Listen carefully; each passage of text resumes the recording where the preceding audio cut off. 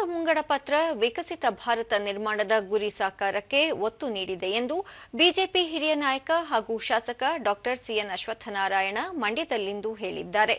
ಪ್ರಧಾನಿ ನರೇಂದ್ರ ಮೋದಿ ನೇತೃತ್ವದ ಸರ್ಕಾರ ಉದ್ಯೋಗ, ಕೃಷಿ ಮತ್ತು ಮಧ್ಯಮ ವರ್ಗದ ಸಬಲೀಕರಣಕ್ಕೆ ಆದ್ಯತೆ ನೀಡಿದೆ.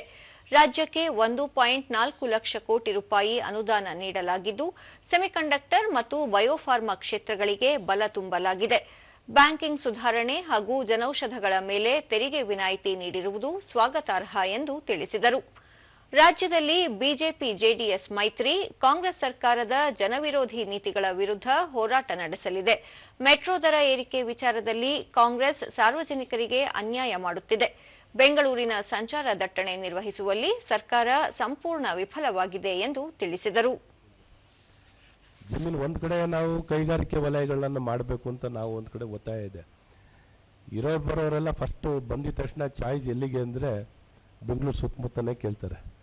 ಬೆಂಗಳೂರು ಸುತ್ತಮುತ್ತನೇ ಯಾಕೆಂದರೆ ಕೆಲವೊಂದಿಷ್ಟು ನಮ್ಮ ಬರುವಂಥವೆಲ್ಲ ತಯಾರಾಗಿದ ತಕ್ಷಣ ಎಲೆಕ್ಟ್ರಾನಿಕ್ ಗೂಡ್ಸ್ನ ಎಕ್ಸ್ಪೋರ್ಟ್ ಆಗಬೇಕು. ಅದಕ್ಕೆ ಟೈಮ್ ಪೀರಿಯಡ್ಗಳು ಕ್ಯಾರಿ ಮಾಡೋಂಥ ಲಿಮಿಟೆಡ್ ಟೈಮ್ ಇರುತ್ತೆ. ಸೊ ಎಲ್ಲಿ ಬೇಕಾದ್ರೆ ಎಷ್ಟು ಬೇಕಾದ್ರೆ ಇಂಡಸ್ಟ್ರಿಗಳು ಫಸ್ಟ್ ಚಾಯ್ಸ್ ಇಂಡಿಯಾಗೆ ಬಂದಿದ ತಕ್ಷಣ ಫಸ್ಟ್ ಚಾಯ್ಸ್ ಅಂತ ಬರೋದು ಇಲ್ಲಿ ಬರಬೇಕು ಅಂತಾನೆ.